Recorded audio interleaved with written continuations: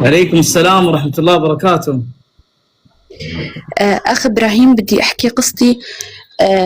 أنا كان في علي دين كبير، وكانت يعني المصاري مثل ما تجي على بيتي تروح. قد ما يشتغل زوجي ما يشتغل، يعني لو 100,000 خلص فورا تروح، لو 1000 كمان تروح. بعدين أنا نويت، يعني عند زوجي في مواسم شغل. قبل الموسم أنا نويت إنه يعني اقرأ آية هي ياسين 7، عادية ياسين على 6 أيام، كل يوم 7 مرات ياسين. كان في رمضان أنا قرأتها على نية إنه الله يعني هيك يطرح لنا البركة بالرزق. بعدين الله هيك وفقني، لكل يوم كنت أقرأ جزئين قرآن وسورة البقرة، وكنت أقوم الليل، وحتى النوافل كلها كنت لما يعني أروح على سجادة الصلاة أصلي النوافل، بعدين ما أخلص أحس حالي نفسي اشتاقت للصلاة، للسجود كمان أحس حالي دايما مشتاقة لأسجد. وبالليل كنت يعني بقيام الليل وأدعي كتير. بعد ما خلص هداك الموسم، بعد ما خلص الحمد لله الله وفق زوجي وضل معه كمية مصاري، اشترى لي ذهب. بعدها برمضان اللي بعده قلت لحالي ليش ما يعني أطلب أشياء أكتر، يعني أتفوق على حالي، يعني هيك اجتهد بالعبادة. شفت قصة على التيك توك، مرة كانت تقول إنه بيتي كان ضيق علي، والناس نصحوني بالدعاء بقيام الليل. وأنا كنت كل ما كان يجي مطر برمضان، كل ما يجي المطر أرفع إيدي للسماء وأقول يعني يا ربي اللهم ارزقني بيتا ووسع عليه. وبالقيام كمان نفس الشيء. سبحان الله، الله يعني هيك يسر لي البيت. تعرف يا أخ إبراهيم، بأول رمضان لما اشترى لي بعد العيد، لما اشترى لي زوجي الذهب، طلعت بنفس الشهر حامل. والرمضان اللي بعده الله رزقني بيت، بس للعلم إنه بيتي صار مجاور المسجد، كان جيران المسجد. بعدين هاي السنة اكتشفت إنه في آية عم تقول، يعني كنت أقرأ القرآن بس ما أركز كتير بمعاني الآيات. بعدين لما شفت العالم عم تستغفر، تذكرت حالي لما هاي الآية اللي عم تقول استغفروا ربكم إنه كان غفارا يرسل عليكم السماء عليكم مدرارا ويرزقكم بأموال وبنين، ويرسل السماء عليكم مدرارا ويمددكم بأموال وبنين ويجعلكم. تمام. هاي الآية سبحان الله بالحرف يعني صارت معي. أول شيء بكل رمضان كنت لما أبلش هيك ولما كنت أستغفر وأذكر يعني أصلي على النبي بالصيغ اللي عدد خلقه ورضا نفسي، هدول الصيغ اللي يعني تكون الأجر فيها مضاعف، الصيغ المضاعفة كنت يعني أستخدم هالصيغ. بعدين سبحان الله، الله من علي، طلعت حامل، والله من علي بالمال والبيت، وحتى صرت جيران المسجد، يعني صرت جارة المسجد بنفس الشارع نحن. ما شاء الله تبارك الله. يعني هذا بفضل الله ثم الاستغفار. سبحان الله، الاستغفار وقيام الليل وسورة البقرة كمان التزمت فيها. ما شاء الله تبارك الله. سبحان الله، الآية كلها طبقت عليه. لا إله إلا الله. ومن وقتها لهلا الحمد لله ما تركت قيام الليل. يعني لما أجي بدي أنام، مرات أقول متكاسلة، أقول بدي أنام، يعني اليوم يعني قيام الليل مو فرض، أحس كأنه تاركة فرض، ما يجيني نوم إلا لما أقوم الليل لو بركعة. ما شاء الله ما شاء الله. الحمد لله، الله من علي، الحمد لله. تهلين كل خير وعلى البركة. الله يبارك لك فيما أعطاك ويزيدك من فضله يا رب. قول آمين. اللهم أجمعين. طيب تبغين قصتك في العام ولا هنا حقة الاستغفار؟ عادي عندي. يا مرحبا بك. قالت كلمة عميقة، إنه شوف كل الثمرات حقة الاستغفار حصلتها، بيت، ذرية، أموال، تبارك الله. صدق الله. صانعة القصة الأسطورية اللي صارت لي من 14 سنة. طبعا بعد الجواز أنا بالنسبة للحمل هو للأخوات اللي يأسات واللي طبعا تجوزت 8 سنوات ما أنجبت من بعد الجواز، وأدعي الله بس مو متقربة من الله مثل الحين يعني، لا والله مو متقربة من الله مثل الحين، عادي دعاء عادي، وأقرأ مرة قرآن. البقرة دي ما نهائي ما أقرأها نهائي، إلى أن سبحان الله شاء القدر أن تتوفى الوالدة، الله يرحمها ويسامحها. نقول شاء الله شاء الله.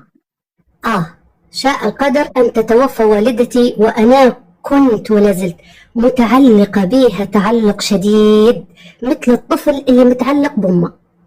يعني ما تقولش إني أنا كنت في العشرينات في الثلاثينات لما هي توفت، يعني سبحان الله، يعني مانيش صغيرة ومتجوزة، لكن تعلقي بوالدتي تعلق مش طبيعي. حتى لما توفت الله يرحمها غسلتها أنا بإيدي، نحمد الله ونشكره، توفت في بلد خارج بلدي والحمد لله. فتأثرت بالوفاة. السنة الأولى من وفاتها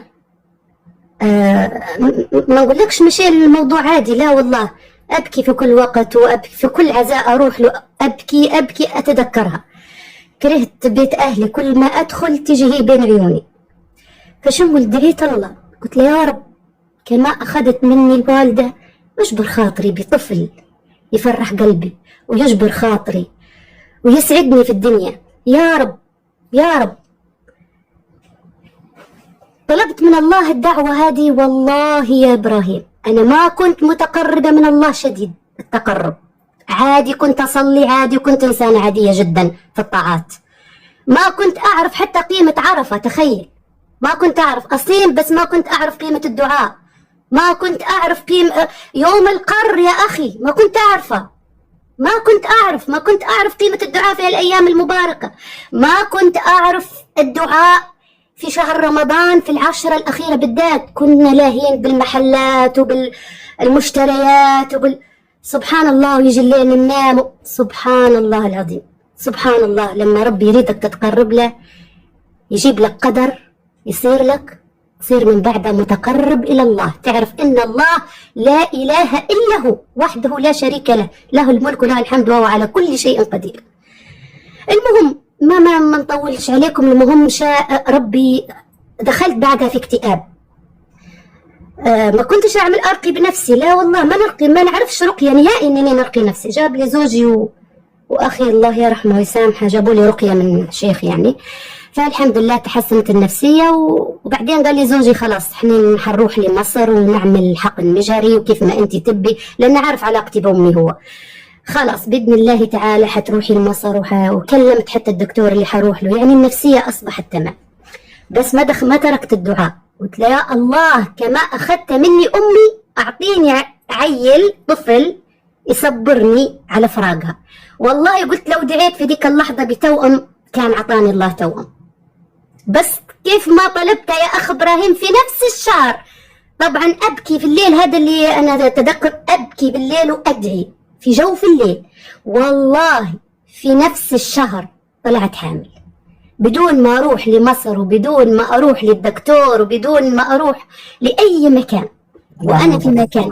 والله أعطاني ولد وسميناه محمد على اسم النبي صلى الله عليه وسلم. ما شاء الله عليه الصلاة والسلام، على البركة عليه الصلاة والسلام. يا أخ إبراهيم جبر ربي خاطري سبحان الله في نفس الشهر اللي أنا دعيت فيه، وما كنت متقربة كتير، وما كنت كثير الدعاء، وما كنت أستخدم رقيات نهائي. ربي جبر خاطري عشان عارف علاقتي بأمي، سبحان الله، اللي أنا شعرت به، ولما غسلتها ولما فقدت طعم الحياة من بعدها صراحة، فقدت طعم الحياة. لكن الله جبر قلبي وخاطري سبحان الله بطفل. وما أحكي لك على مراحل الحمل، وما أحكي لك، وخبيتها في الأول حتى أهل زوجي قلت له لا تقول، سبحان الله من كتر ما إني خايفة إن يصير شيء يعني، بس الحمد لله ربي حفظه. والله حتى الوحام اللي تتوحم النساء ما توحمتها نهائيا، ما شاء الله. والله حتى الولادة قيصرية جتني سبحان الله سهلة ميسرة جدا. كنت خايفة من الولادة، على فكرة جتني رؤية قبل الحمل، والله قبل الحمل جتني رؤية، ناس ملائكة ضربت على كتفي قالت لي مبروك الحمل. هذا قبل ما أنا أحمل. تمام. إلهي. والله وجتني رؤية بعد لما بولد، يعني قلت أنا وحيدة وما لي أحد، ما لي والدي والدتي متوفين الله يرحمهم، وفي إخواتي خارج البلد. جتني رؤية والدتي الله يرحمها ضربت برضو على كتفي، طمنتني كأني جايبة بنت، والدة بنت يعني، ورتني كيف أنا أرضع، يعني علمتني. بعدين فجأة دورتها ما لقيتهاش، بحثت عنها ما لقيتهاش، دليل إن تسهلت الولادة. الولادة القيصرية عندنا تقعد في المستشفى 3 أيام، أنا يوم واحد، ثاني يوم طلعت، ثاني يوم طلعت. من كتر ماني فرحانة وسعيدة بابني ونبي نروح لحوشي ونبي، فالحمد لله يا ربي لك الحمد والشكر، والله بجد ربي جبر خاطري رغم أنف الحاسدين والسحرين، رغم أنوفهم أراد الله لي هذا الولد. وبإذن الله أنا ننصح كل وحدة يائسة من رحمة الله ما تيأسي. شو أنا بدون أدعية كثيرة وبدون جبر خاطر يا ربي، لأن ربي يعلم بينا، يشوف فينا، يسمع فينا. ربي حنون، ربي رحيم، ربي كريم. ما تقولش إنني مثلا دعيت وأبكي في جوف الليل وما حصلت، لا، ربي شايفك. خودي بالأسباب فقط، أسباب الطبية، مش مثلا يقولوا لك الأطباء في عملية وفي أنت تخافي مثلا، لا والله يا إبراهيم 20 عملية عملتها بعد ابني وما زال الأمل، وبإذن الله أدخل لك بقصة أسطورية.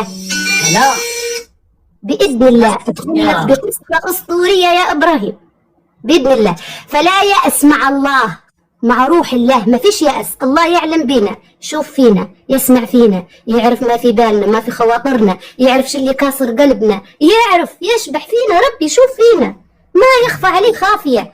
أنت ادعي الله بيقين، بيقين إن حاجتك هتحصل عليها بإذن الله تعالى، بإذن الله والله. وربي حيجبر خواطركم بإذن الله تعالى بالشفاء وبالذرية وبالرزق وبكل شيء. آمين. والآن محمد كم عمره ما شاء الله؟ عمره 14 سنة. ما شاء الله تبارك الله، الله يحفظه ويصلحه يا رب. آمين يا رب. تبين مراد يا رب، تشوفينه في أفضل وأرقى وأجمل الأماكن يا رب. يا رب يا إبراهيم يا رب. وحاجة ثانية بيتي، آمين يا رب. وبيتي اللي أنا فيه الحين دعيت قبل دعوة وقلت له يا رب أنا بصراحة عندي عشق مع الأذان، عندي عشق مع الأذان. لو أقول لك شو الدعوة اللي أنا أدعيها كل ما يأذن الأذان مرات تضحكوا علي. أقول كل ما أسمع الأذان، وأول مرة أبوح به السر هذا، يعني حتى المقربين مني ما يعرفوش، أقول اللهم لا تحرمني من هذا الصوت سنين عديدة وأعوام مديدة وأنا بصحة وعافية وهنا، إني أسمع الأذان. ويا رب يا رب إني نبي منزلي أمام الجامع، والله بيتي أمام الجامع مباشرة، ما فيش أي حاجة بيني وبينه. ما شاء الله تبارك الله. بيتي جديد أمام الجامع، لأنني نعشق صوت الأذان والصلاة. أحب أنني أسمع الخطب الجمعة وكل شيء في بيتي، داخل بيتي أسمع والله وأنا في حجرة نومي. ما شاء الله والله. وهذه أمنيتك في يوم من الأيام، وهذا طلبك. طلبت ان الله باذن الله تعالى يكون البيت امام الجامع، قريب من الجامع. ما كنت اتوقع ان امامه مباشره، المهم يكون قريب من بيتي. سبحان الله، فجاء بيتي قدام الجامع بالضبط، امامه بالضبط. اطلع من بيتي من الجناح الفوقي، اشوف من البلكونه، اطل من البلكونه امامي الجامع مباشره. هذه نعمه عظيمه علي من ربي باذن الله تعالى، الذي بيده ملكوت السماوات والارض. ايوه، بيده ملكوت السماوات والارض. هل يعجز انه يحقق لك امنيتك وطلبك بالملي؟ لا والله، لا والله، قل هو القادر. لا والله، والله نحمد الله ونشكره، نحمد الله ونشكره. بس الحين أنا أقرب إلى الله أكثر، ما شاء الله، أقرب إلى الله أكثر. سبحان الله. فأنا الحين عندي يقين كبير بالقصة الأسطورية. حنذكر. شوف هذه الثقة، عشان كذا الله عز وجل في الحديث القدسي يقول أنا عند ظن عبدي بي فليظن بي ما شاء، ظن بي خيرا فله وإن ظن بي شرا فله. نعم، هو هذا. فأنا نوجه كلامي لكل الأخوات والأخوة اللي يأسين، ما تيأسوا، والله ما تيأسوا، والله نعمة عظيمة، نعمة عظيمة، نعمة الدعاء. والله دائما نقول كما قال سيدنا عمر عليه السلام: إني أحمل هم الدعاء ولا أحمل هم الإجابة. إجابة جاية جاية جاية. اطلب الكريم، اطلب القريب، اطلب الرحيم، اطلب السميع، اطلب الحنون. ولا تقولوا لأي شخص ادعي لي، معليش قلتها مرة بنية إنه شخص مبارك، شخص المنان بديع السماوات والأرض. أيوة، ادعوا لوحدكم، ادعوا. لذلك الدعاء توفيق، ترى ما حد يقدر يدعي من هذا. صح، هذا اللي صار لي فيه. الله يصطفيك ويختارك انك تدعي. عشان كذا عمر بن الخطاب قال لا احمل هم الإجابة حتيجي، انا اطلب الكريم ما يخذلني. نعم. لكن احمل هم الدعاء، مو اي احد يقدر يدعي. مو أي أحد. صح. الدعاء لانه اختيار واصطفاء، الهام من الله. شكرا. والله الدعاء حتى لاخيك، عارف لما اسوق السيارة بعد الاذان مستجاب، ارجعوا الحديث بعد الاذان. نعم. تضيعون الفرصة. انا اخذت كل اسباب الادعية. ارجعوا للحديث اللي يتكلم في الاذان، فضل الاذان والدعاء بعد الاذان. نعم بعد الاذان والساعة الاخيرة من يوم الجمعة وجوف الليل ينزل الله. سبحان الله، انا الان اشعر بنزول الله ملك الملوك. سبحان الله يا برد، والله يشعر بنزوله هو وملائكته. سبحان الله، ولا يتشبه، كأن أجاك رئيس دولة، ولا يتشبه الله، أعلى وأرقى من ذلك. كأن رئيس دولة. سبحان الله، لما يجيك رئيس دولة شنو تشعر؟ رئيس دولة هو وحراسه، شنو تشعر؟ شنو الشعور اللي تشعره؟ شعور أرقى من ذلك، أعلى من ذلك. نزل ملك الملوك نزولا يليق به. ملك الملوك نزل إليك للسماء يقول لك هل من داعي يدعوني أستجب له. نزل بجلالة قدره يقول لك هل من داعي، ربي بجلالة قدره يطلب من عبيده انك تدعوه ولا ادعوك، كيف ذلك؟ ان شاء الله عليك. عشان كذا والله قدر الله حق قدره. ايوه، لما نوصل كلنا للفكره اللي انت وصلتي لها والشعور، احنا بخير. تستشعر نزول الله، تشعر معية الله، تشعر قرب الله، تستشعر استفاء الله. فعلا الله يسعدك يا صانعة.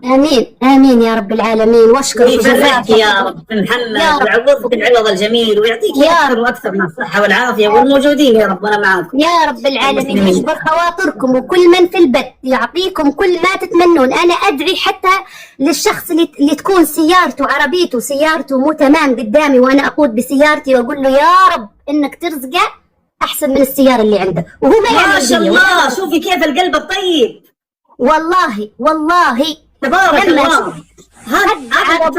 هذا التوفيق اللي انت فيه، هذا السر. والله يدعي. قال النبي صلى الله عليه وسلم لا يؤمن احدكم حتى يحب لاخيه المسلم ما يحب لنا. انت شفتي درس الايمان ما شاء الله عليك. والله نحمد الله ونشكره. باذن الله ادخل لك بقصتي الاسطوريه وحتتذكرني ان شاء الله. طيب انت ما قصتك في العام ولا هنا؟ عادي في العام بس غير الصوت وخلي الصوت مليح، يعني مش مخيف. لا، في بعض الاصوات تجيك تخوف، انا صوتي يجيك يخوف. تبغين نغير؟ لا خليها عادي في العام، خلي الناس تستفيد وخلي الناس تصبح عندها يقين.